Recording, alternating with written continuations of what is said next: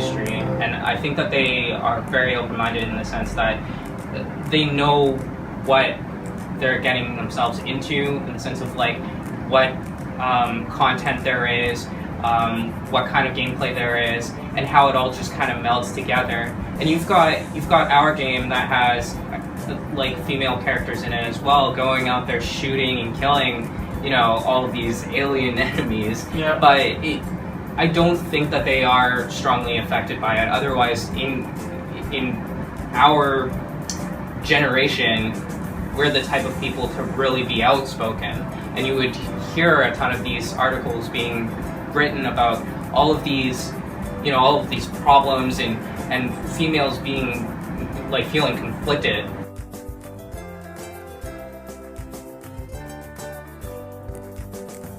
With Microsoft Studios or the Coalition, you've got people of all ages, all races, all genders. I believe there's a transgendered woman who's in our company, and everyone works together really well, because really, like, the bottom line is that if you're a good worker and you love this game, that you're going to be able to like do good things for the company.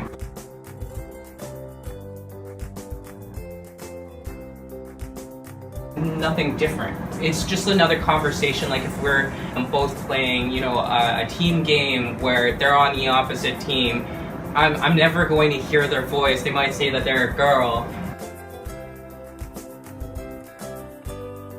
Let's say, for example, like Dragon Age. The Dragon Age series, it doesn't necessarily have a gender bias. Maybe. As for why there's not many games that are more catered towards women and stuff like that, I think that there are, but they're not as successful as, say, for example, those other games, because we're looking at the percentages of gamers. So it hurts me to say this, but like when looking at it, a lot more males do play games, so of course they're going to be more targeted. Like looking at how many males to females there are in the game industry and developing, yes, there's a lot more males, but I think it's only because maybe there's not as many females who may be more interested in it. I believe that there is, it can be perceived that there is there's definitely a stereotype and a bias towards video games.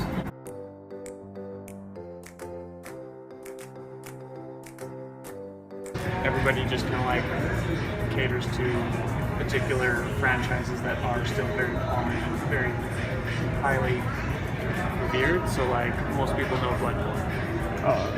Most people know Call of Duty. I got lots of girls and guys playing Call of Duty, and I'm like, I don't know why you do this to yourself, but yeah. So there's no real gender discrepancy.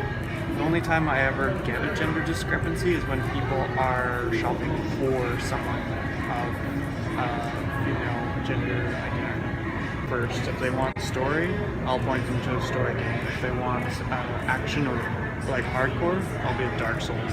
Unless, like I say, people are shopping for someone and they don't think about it. Yeah. They don't think that their spouse or their kids will play this type of game. They kind of want to do the normalized thing, and I tend to just veer that away from them. I just look at like, what are they playing right now? Are they playing God of War? Are they playing Uncharted?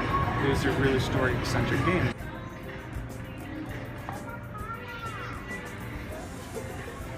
As we interview the developer and the producer of the video game, we come to a conclusion that we have a little bit gender bias and stereotype in gaming.